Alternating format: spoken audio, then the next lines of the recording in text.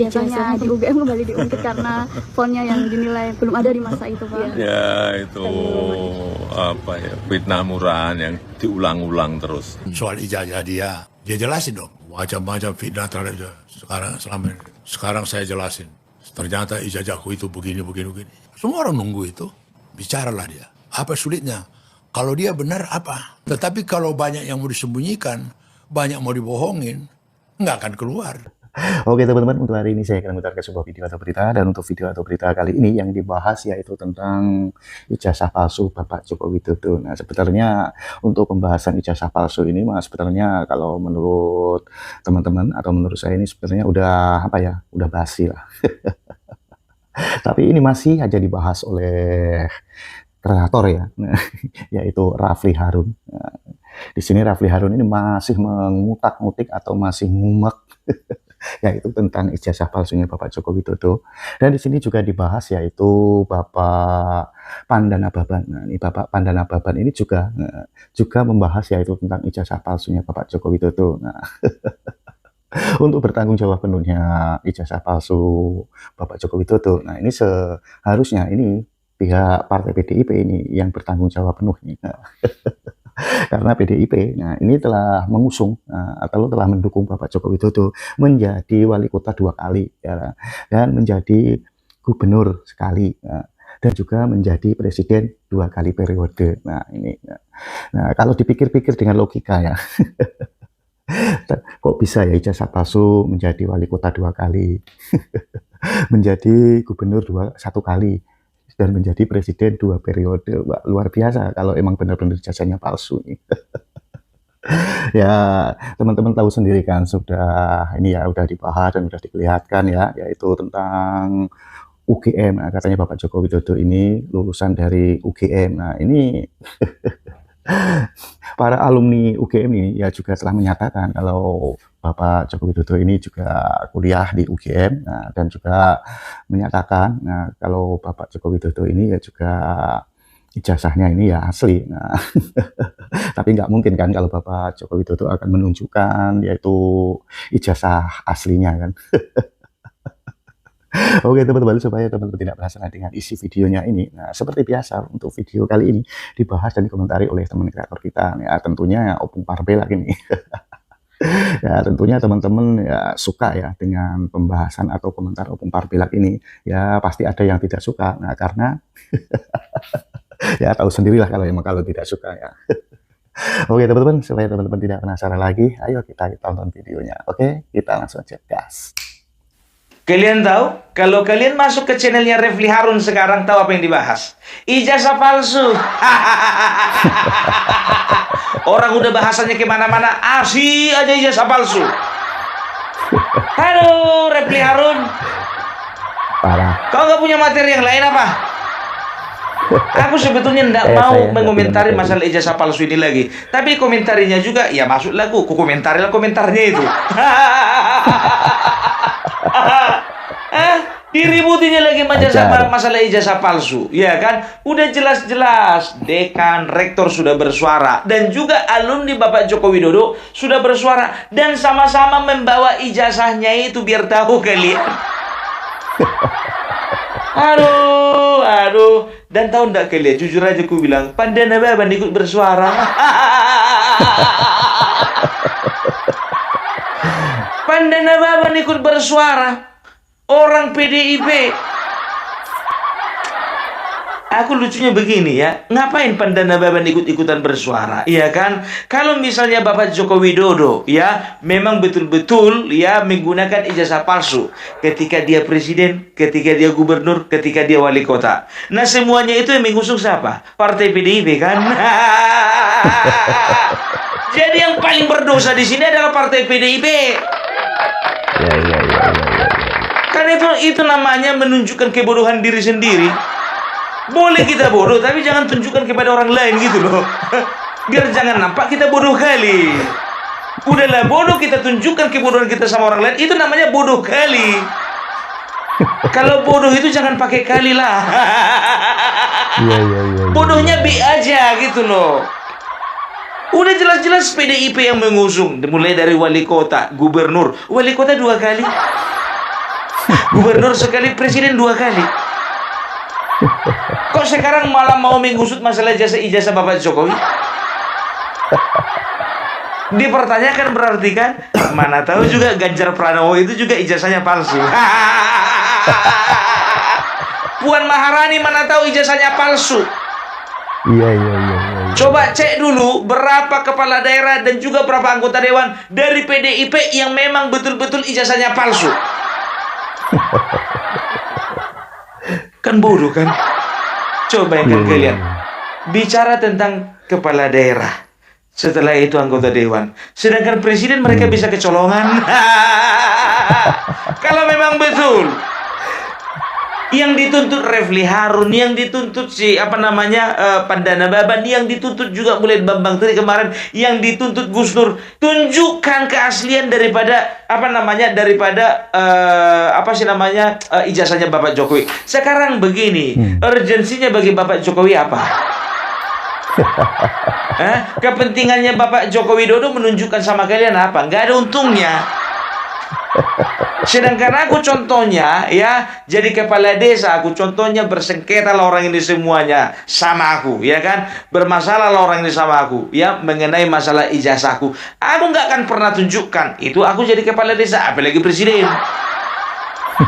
Justru ketika dia menunjukkan ya ini ijazah asliku, disitulah letak kalahnya wibawa Bapak Joko Widodo. Artinya apa? Karena tekanan-tekanan dari orang-orang bodoh,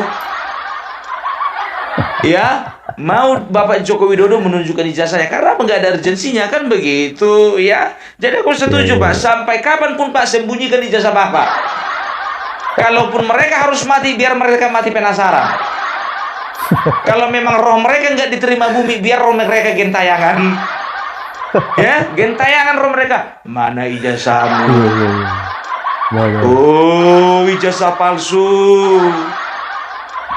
Nongol di rumah Bapak Jokowi contohnya, ya kan? Gentayangan rohnya si Bambang Tri. Pak Jokowi, ijazahmu loh.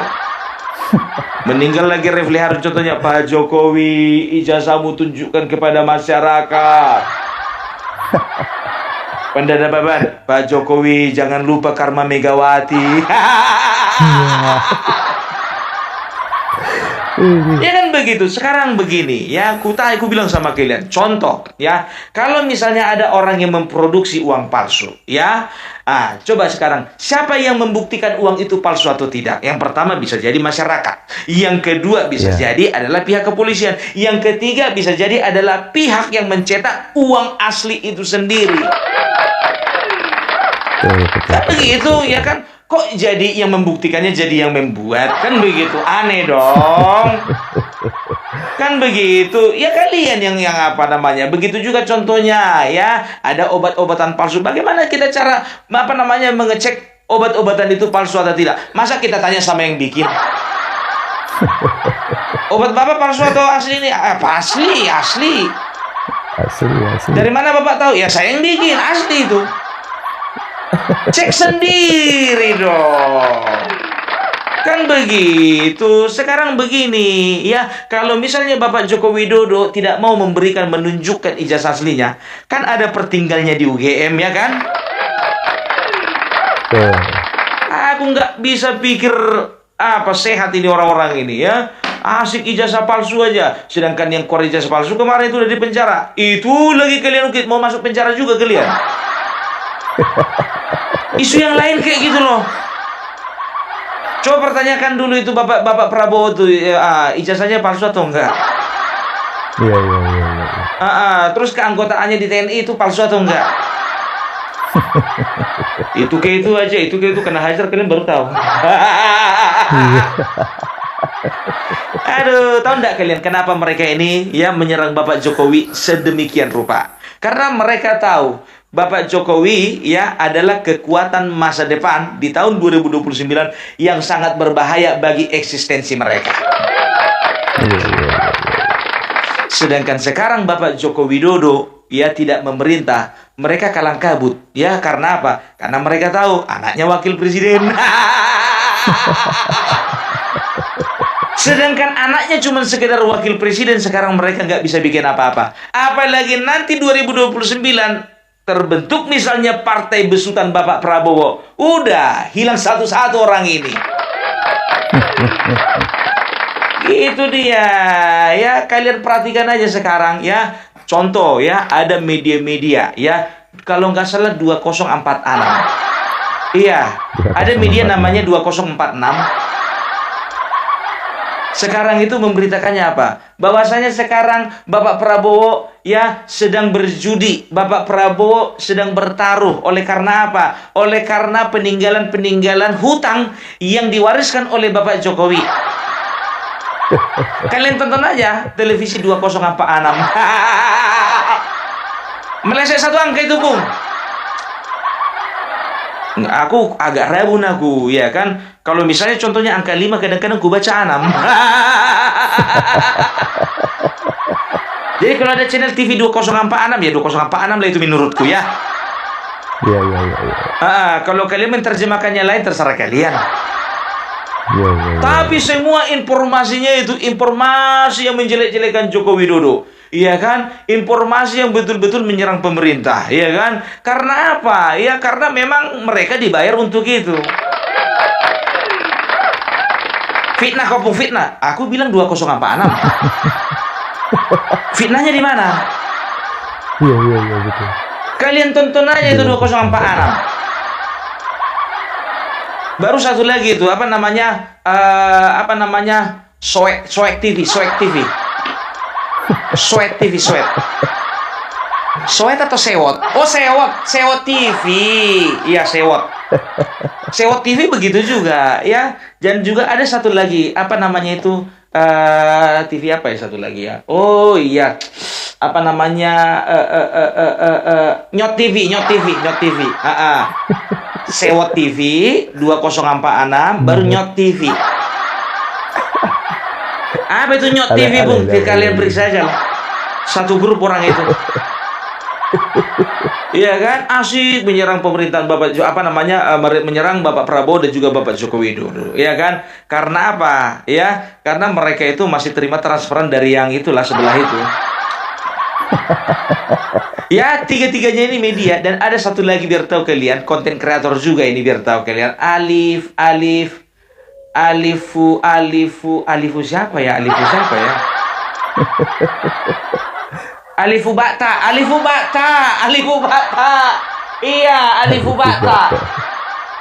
Yang ketawa-ketawa nggak jelas itu. Alifu Bata, Sewot TV, Sewot TV, TV Sewot, baru TV 2046. Satu lagi Nyot TV. Ya, kemarin ini biar tahu kalian jujur aja, aku senang kali sama orang ini karena disirikan di dalam kan begitu ya. Tapi makin kesini aku tengok begitu Bapak Joko Widodo sudah bergeser haluan dari PDIP, makin kelihatan lah siapa yang bayar mereka.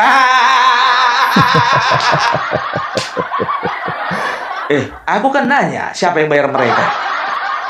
Iya kan? Iya, betul. Aku nggak bilang siapa yang bayar.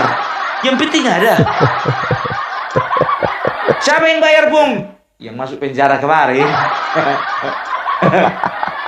Masuk penjara, Bung. Siapa, Bung? Satu. Banyak kan yang masuk penjara. Bahar Smith juga pernah masuk penjara. Iya. Habib Rizik juga pernah masuk penjara. Iya. Bukan yang itu, Bung. Satyam Eva Jayati. Satya Eva Jayanti. Maksudnya apa, Bung? Apa kali ya? Kebenaran akan menang. Jadi itu yang bayar, Bung. Yang mana? Banyak yang bilang Satyam Eva Jayati. Banyak juga yang ada tokoh-tokoh yang bilang kebenaran akan menang. Oh iya juga masuk akal ya, Bung. Ya siapa itu, Bung? Setia Novanto. Itulah itu. Mungkin.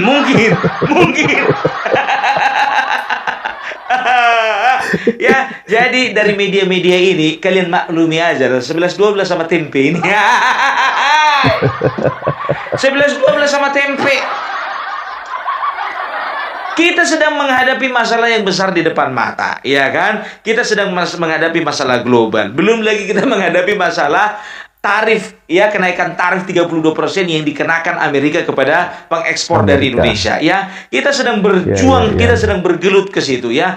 Tapi orang-orang ini bergelutnya sama Jokowi aja. Udah lama buru gagak. Hah? Itu dia. Coba lihat dulu, ya kan? Nggak berkelas kalian, nggak berkelas. Aduh, ya cobalah ya kalau memang kalian berani bongkar mafia-mafia yang sesungguhnya. Iya, iya, iya, iya. Mana bisa Bung mafia teriak mafia? Memang mereka mafia, mafianya medana mereka. Masa sih? Sebutkanlah namanya pun nggak mau. Ya, aku bilang apa tadi? Tempe kan? Nggak ada yang lain-lain kan? Iya, iya, iya. Itu dia. Jadi sekarang gimana? Apa namanya? Tergantung kita sekarang. Kita sekarang mau mendukung pemerintah. Kita sama-sama doakan pemerintah. Kita sama-sama bergerak berjuang bersama pemerintah. Atau kita mau gabung sama mereka menyala-nyalakan pemerintah. Ya, perkara masalah hutang kalian tontonlah itu 2046. Lagi dibahas orang itu sekarang itu masalah warisan hutang ya yang diwariskan Bapak Joko Widodo kepada Bapak Prabowo. Nah sekarang Bapak Prabowo mewarisi hutang yang harus dilunasi kan begitu. Oleh karena itu Bapak Prabowo melakukan berbagai macam efisiensi. Kalau kau bilang memang harus dilakukan efisiensi. Kalau sempat Ganjar yang menang belum tentu. Kurasa dia nggak akan berpikir seperti Bapak Prabowo berpikir, malah nambah-nambahin hutang. Iya, iya, iya, iya. Nambah-nambahin hutang. Apalagi Anies. Ya bukan cuma nambah-nambahin hutang, ya kan, kelebihan bayar. Itu dia. Ya, tapi memang bukannya bilang apa. Banyak pakar ekonomi mengatakan bahwasannya ya kemungkinan besar ini kalau seperti ini situasinya ya karena efek dari kenaikan tarif yang diberlakukan Donald Trump ya kita itu akan menghadapi resesi ya. Tapi kalau bicara tentang resesi, saya rasa ya Opung Parbelak rasa juga banyak negara-negara bukan hanya Indonesia yang menghadapi resesi mulai tahun 98, setelah itu tahun 2002 atau 2004 ya. Setelah itu beberapa tahun berikutnya lupa tahun berapa 2007 atau 2008 ya kan. Ya bisa dikatakan Indonesia itu ya ya bangsa yang besar itu sudah pasti harus menghadapi gelombang yang besar. Ya itu dia. Bagaimana cara menghadapi gelombang yang besar? Harus dengan kapal yang besar. Nahkodanya pun juga harus besar. Dan suara yang diperoleh pun juga harus besar. Karena dia mendapatkan kepercayaan yang besar. Mana bisa kelas-kelas nakoda petugas partai ya? Mau dibawa kemana bangsa kita ini? Dibawa kemana? Mau dibawa kemana? Mau dibawa kemana?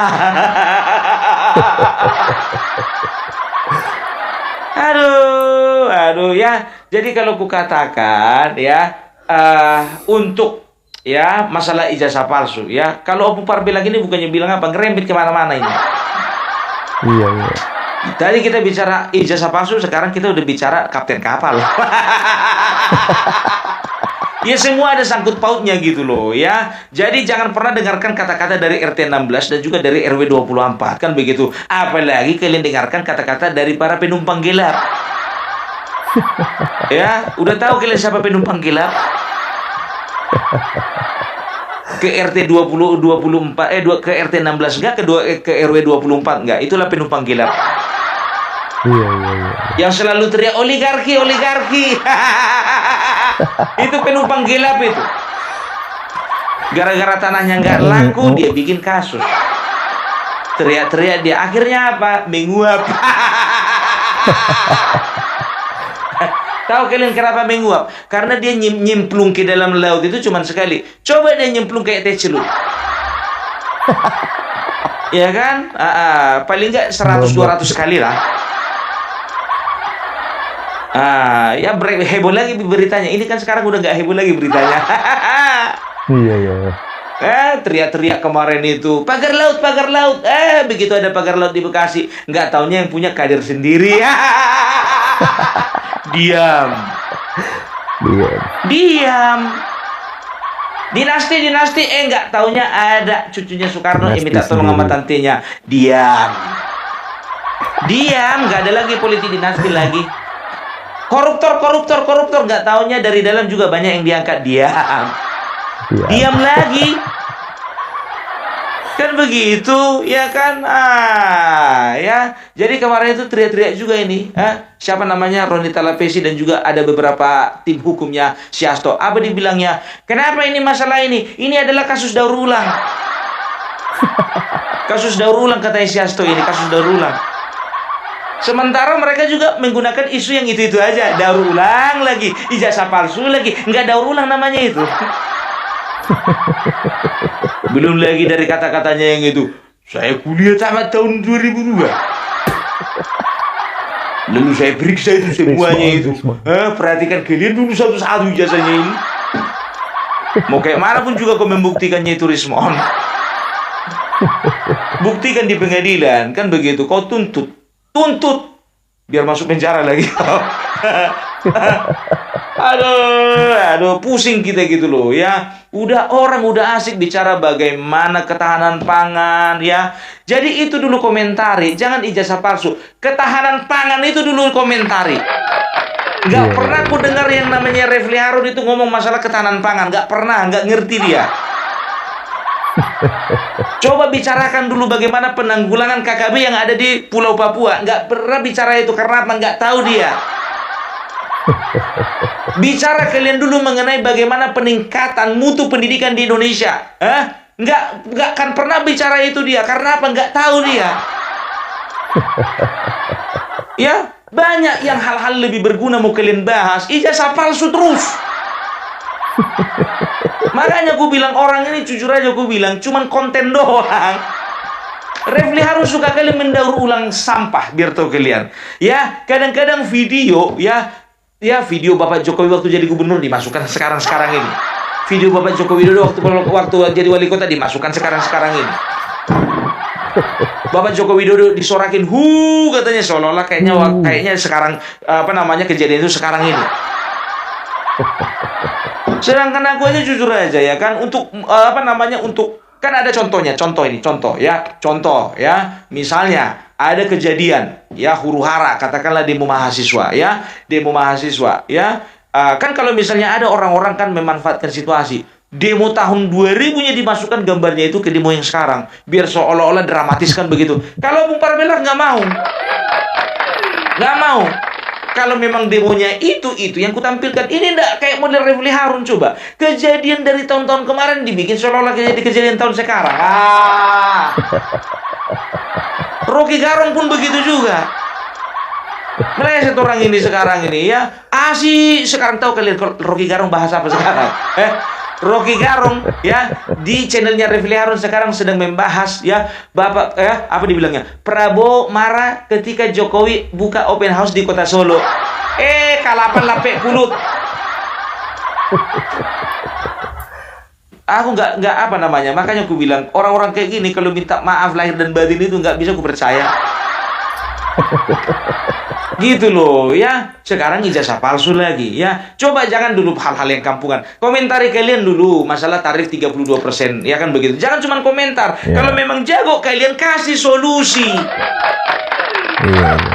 Ngomong kalian besar, tata negara, ahli filsafat, ahli hukum, ahli ekonomi ya. Coba cari dulu apa solusi yang terbaik yang bisa kita berikan kepada bangsa ini, kepada negara ini untuk bangkit dari keterpurukan kalau misalnya terjadi resesi. Nyampe nggak ke situ pikiran kalian? Kalapa, kampret, telur ayam, telur dadar, telur gajah. Perasa nggak kalian bahas itu karena apa? Nggak populer. Yang populer aja yang kalian bahas. Kalian itu bukan kelas YouTuber lagi. Kalian bilang kan kalian ahli tata negara, ahli hukum, ahli filsafat, ahli politik.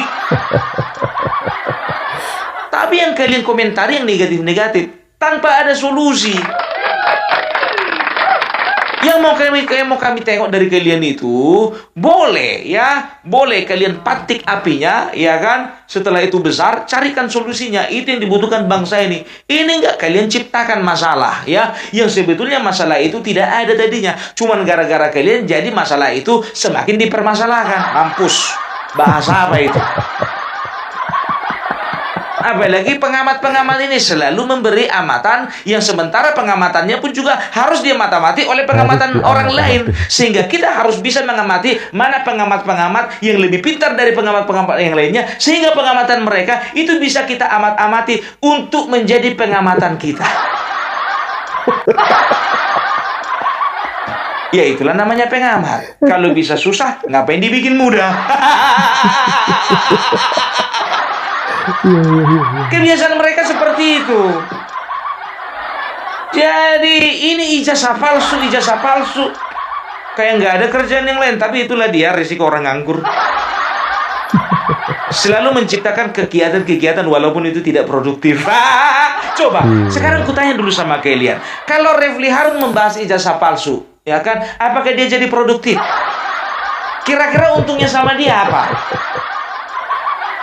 Opung Parbelak bersama dengan teman-teman kreator lain yang satu frekuensi yang berusaha menangkal hoax, ya itu bukan nggak tanpa tujuan. Tujuannya apa? Untuk menangkal dan juga untuk mengcounter ya isu-isu hoax seperti yang dibikin orang-orang ini.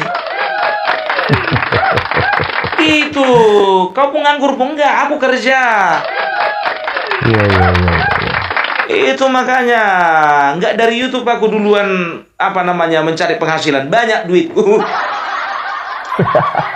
Ya banyak. Seribuan ada 500 lembar. 10.000-an ada 100 lembar. Banyak. Kan begitu, ada penghasilanku. Tapi ya terpanggil oleh karena apa? Karena isu-isu miring seperti ini yang bisa merusak gitu loh, bisa menghasut ya. Tapi ya puji Tuhan, alhamdulillah ya. Jadi teman-teman yang menonton channelnya Opung Parbelak dan juga teman-teman yang sefrekuensi lainnya itu merasa terbantu karena apa? Ternyata mereka bisa mendapatkan pencerahan walaupun sedikit. Ya kan begitu. Mendinglah daripada nonton mereka penggelapan yang ada. Bukan penggelapan, kegelapan. Coba sekarang ku tantang dulu kalian ya, ku challenge dulu kalian. Ada nggak dari kalian semua berani kenaikan 32% ini ya? Sekarang coba ya, kasih dulu aku alasan untuk kalian menyalahkan Bapak Jokowi. Kalian kan begitu, apa aja masalah di bangsa ini selalu yang salah Bapak Jokowi. Begitu kan? Coba kasih dulu, tolong dulu sambung-sambungkan kalian dulu. Bikin kalian dulu ilmu cocokologi, kalian sambung-sambungkan dulu kebijakan Donald Trump dengan dengan kebijakan Bapak Jokowi. Loh, tapi kan Bapak Jokowi udah gak jadi presiden lagi. Nah, itu makanya aku bilang, aku challenge orang ini. Orang ini kan paling pandai menghubung-hubungkan. Donald Trump yang bikin kebijakan yang disalahkan Jokowi. Ada-ada aja itu nanti hubung-hubungannya. Ada pun ya bahwasanya Donald Trump marah kepada Indonesia karena apa? Indonesia lewat Bapak Jokowi sudah merampas ya dalam tanda kutip merampas bisnis-bisnis mereka yang ada di Indonesia. Contohnya Chevron, contohnya juga PT Freeport. Oleh karena itulah Bung, makanya Donald Trump marah. Kalau sempat Joko Widodo kemarin itu tidak merebut perusahaan mereka, ya, maka kita bisa pastikan bahwasanya Donald Trump tidak akan berbuat yang demikian. Ada aja hubungannya kan? Itu dia, semua dihubung-hubungkan. Padahal bukannya bilang apa, ya apapun yang dilakukan Bapak Joko Widodo semata-mata 9 tahun deh. Setahun lagi mana Bung? Ya setahun lagi kan dia berseteru dengan PDIP. Anda bercanda. Ya selama 10 tahun, 2 periode. Selama 10 tahun beliau itu memikirkan bagaimana supaya bangsa ini maju. Dan ya 1 tahun belakangan dia itu berusaha ya bagaimana caranya dan berpikir ya apa yang bisa kulegasikan kepada pemerintahan berikutnya. Itu selama 9 tahun bekerja keras, 1 tahun dia mulai mempersiapkan. Apalagi ya Rakyat sudah diyakinkan bahwasanya Bapak Prabowo pasti menang oleh karena apa? Mengusung keberlanjutan. Itu dia. Ya, jadi itu yang apa ya, apa namanya, itu adalah contoh-contoh real gitu ya. Kurasa kalau orang yang punya ijazah palsu sekarang begini, ku bilang sama kalian ya, seorang pemimpin akan terlihat dari kualitasnya, kan begitu. Kualitas itu didapat dari mana? Ya, kualitas itu didapat dari pengalaman. Setelah itu dari pendidikan, kan begitu. Setelah itu dari pergaulan. Ya, tiga-tiganya ini harus dipunyai oleh seorang pemimpin besar, ya, pengalaman, pendidikan, pergaulan, kan begitu. Nah, Bapak Joko Widodo, ya, katakanlah dia punya pengalaman di bisnis kayu, ya, itu dia, ya. Belum pernah ku dengar yang namanya pebisnis kayu, ya, bisa dia menjadi wali kota, bisa menjadi gubernur, bisa menjadi presiden kalau dia tidak kuliah. Karena apa? Karena ketika dia di bangku kuliah, disitulah mindset dia diperbaiki, mindset dia dibangun, mindset dia itu dikuatkan. Maaf ya, tidak menutup kemungkinan banyak orang-orang sukses walaupun dia tidak kuliah, ya. Kita bisa lihat ya, orang-orang di zaman dulu banyak membangun perusahaan-perusahaan besar, ya, walaupun dia tidak kuliah. Tapi ini berbicara tentang pemerintahan, sesuatu yang kompleks. Seorang kepala daerah, seorang kepala negara, ya, dia itu harus memikirkan sektor pendidikan, sektor pariwisata, sektor tenaga kerja, sektor peternakan, sektor pertanian, sektor pariwisata, sektor teknologi dan lain sebagainya. Kan begitu. Makanya kalau bicara tentang logika, aku kayaknya kurang masuk akal kalau Bapak Joko Widodo ini nggak kuliah. Gak bisa, ya, kayaknya nggak bisa diterima akal gitu loh, ya. Kalau bicara tentang dia mau atau tidak, itu haknya beliau, ya. Udah aku bilang mau sampai mati kalian, ditanam kalian di Antartika sana, nggak akan dikeluarkannya ijazahnya, itu suka-suka dia. Contohnya misalnya, aku punya tanah, ya kan? Aku punya tanah. Kalian di sana punya tanah, ya. Aku di sini punya tanah, ya kan gitu. Kalian di sana nanam ubi, di sana nanam jengkol, di sana kalian itu katakanlah nanam kelapa, kan begitu. Di sini aku nanam durian montong.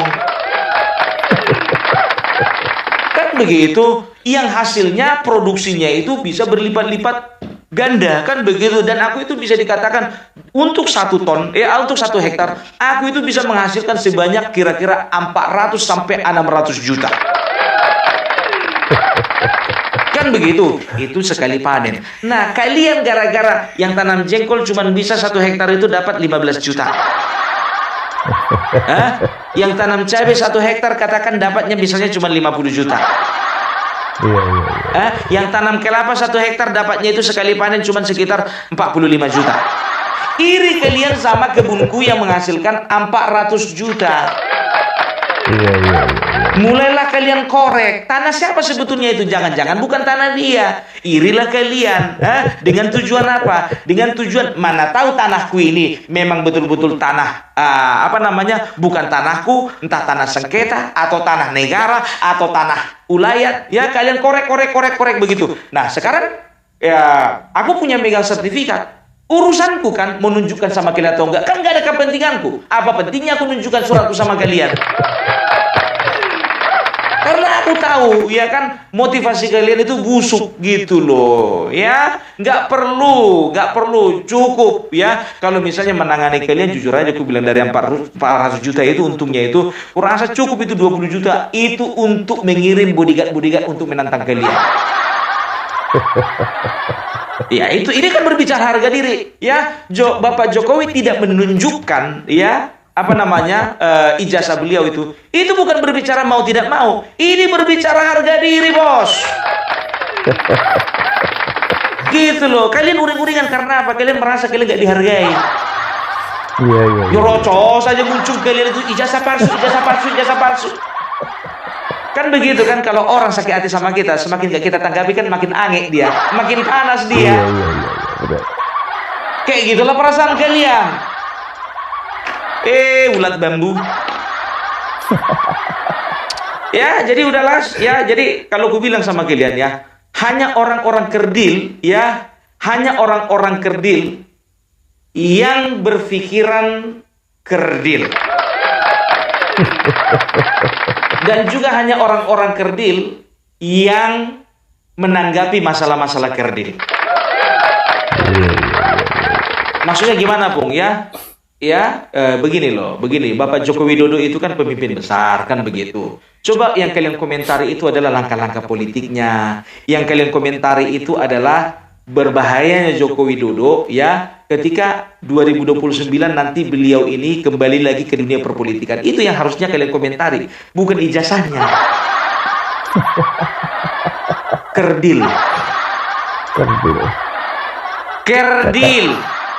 Cebol. Pendek. Apalagi bantat. Hanya orang-orang kerdil ya yang memperhatikan hal-hal kerdil. Yang kalian perhatikan itu bagaimana nanti ya, yang kalian tanggapi itu bagaimana Bapak Jokowi berbahaya ya bagi kaum kita kalau misalnya Bapak Joko Widodo itu bisa misalnya berkiprah lagi di dunia politik. Ini akan menjadi sebuah tantangan besar untuk kita. Maka ya kita akan melakukan ini untuk mengkat langkah-langkah Bapak Joko Widodo. Itu yang perlu kalian lakukan secara politik, kan begitu. Nah, Bapak Joko Widodo memiliki kemampuan pergaulan yang sangat kuat ya. Dia punya pergaulan di dalam negeri dan di luar negeri, dan beliau bisa dikatakan sampai saat ini masih dihargai, dihormati oleh ketua-ketua umum partai. Nah, apa yang kalian pikirkan? Bagaimana caranya kalian ya bisa ya kalian bisa menyatukan beberapa partai ya. Contohnya ada partai-partai kecil yang tidak masuk parlemen ya. Kalian satukan itu, kalian jadikan itu kendaraan kalian, kalian jadikan itu senjata kalian untuk memerangi kekuatan Bapak Joko Widodo yang begitu besar. Harusnya itu bukan lagi ijazah palsu. Udah terlambat. Seringkali aku mendengar memang ijazah palsu dipermasalahkan ketika seseorang itu mau menjadi anggota dewan, dilantik gak jadi gara-gara ketahuan ijazah palsu. Mau jadi gubernur seketika dilantik gara-gara ketahuan ijazah palsu, ya kan? Akhirnya apa? Tidak jadi dilantik. Nah, ini udah menjabat. Gak mungkin lagi jadi presiden. Wali kota 2 kali, gubernur sekali, dan juga presiden 2 kali. Udah terlanjur. Kalaupun terbukti palsu, udah terlanjur menjabat. Kalau terbukti, apakah itu pekerjaan bodoh? Lebih-lebih dari orang bodoh. Udah tahu rumahnya ya, ada rumah orang kaya. Orang kayanya ini pindah dari Jakarta Selatan ke Jakarta Utara, kan begitu. Udah tahu rumahnya kosong, dirampok. Rampok bodoh namanya itu. TV udah nggak ada, mobil udah nggak ada, emas udah nggak ada, siapa apapun nggak ada. Atau mau kalian congkel ubinnya itu, mau kalian bongkar sengnya itu. Itu artinya apa? Itu artinya maling-maling receh, maling kelas recehan. Begitulah kalian itu sebetulnya. Kalian itu kelasnya recehan. Karena yang kalian permasalahkan permasalahan receh. Orang udah menjabat 5 kali. Kalian ungkitnya sekarang. Kenapa nggak dari dulu sebelum menjabat? Ya nggak mungkin lah Bung Refli Harun mengungkit itu. Dia masih SMP. Datang saya Didu ya kan. Aku juga waktu itu masih SMA kelas 2. Datang waktu itu Bambang Tri. Aku sebetulnya udah mau tamat kuliah. Cuman waktu itu aku putus karena nggak ada uang bapakku membiayaiku. Aku masih kecil-kecil kan begitu. Repot dibikin orang ini repot ya. Jadi udah itulah dulu tanggapan hukum Parbelak mengenai ijazah palsu yang ditanggapi oleh siapa namanya itu Refli Harun dan kawan-kawan. Dan terlebih lagi yang kusesalkan itu Nababan. Panda Nababan. Orang PDP sendiri yang sudah mencalonkan Bapak Joko Widodo mulai dari wali kota sampai presiden, berarti dosa kalian paling besar. Ingat itu ya, dosa kalian paling besar. Sekarang kalian ungkit-ungkit ijazah, memang kalian tuh suka kali kayak gitu ya kan. Udahlah, pusing aku dibikin orang ini. Salam Parbelak, salam NKRI, NKRI harga mati. Salam. Oke, terima kasih teman-teman yang sudah menonton videonya. Itulah keseruan Bung Marbella membahas dan mengomentari tentang ijazah palsu. Gimana menurut pendapat teman-teman? Nah, apabila teman-teman ada saran atau ada pendapat, silahkan komen di kolom komentar. Sampai jumpa di video selanjutnya. Selamat beraktivitas. Sampai jumpa.